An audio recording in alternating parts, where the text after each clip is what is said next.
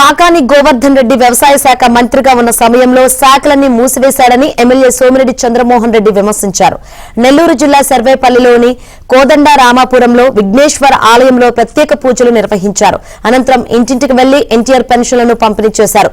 AP వ్యాప్తంగా ప్రతి నెల 2,700 కోట్ల రూపాయల పెన్షన్లను పంపిణీ చేస్తున్నామని తెలిపారు. భారీ దోపిడీ చేసి జైలుకు వెళ్లి వచ్చిన కాకాని ఇష్టం వచ్చినట్లు మాట్లాడుతున్నాడని సోమిరెడ్డి మండిపడ్డారు.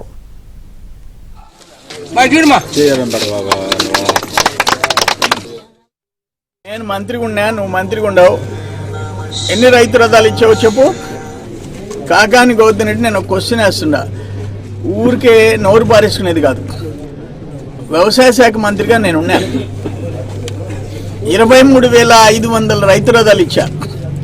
23,500 నువ్వు ఎన్ని ఇచ్చావు చెప్పు నీ 2 yearsలో.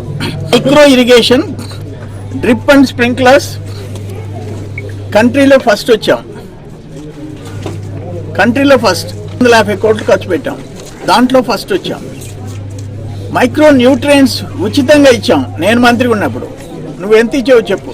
Micro irrigation, micro nutrients, mechanisation అన్నిట్లో నేను ముందు మిగిలా. నువ్వు వ్యవసాయ శాఖ మంత్రిగా నువ్వేం చేసావు, నేనేం చేశానో కావాలంటే ఆ 2 ఏళ్ళు నీ 2 ఏళ్ళు తెప్పిస్తా. అటువంటి వాటి మీద మాట్లాడు. నోరు పారేసుకుంటే ఉపయోగం ఏంటి? భారీ దోపిడీ చేసి నువ్వు జైలుకి పోయిచ్చావు.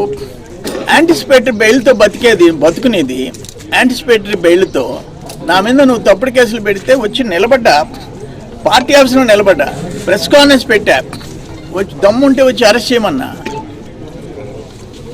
తప్పుడు కేసులు పెట్టావు, 18 కేసులు పెట్టావు నా మీద.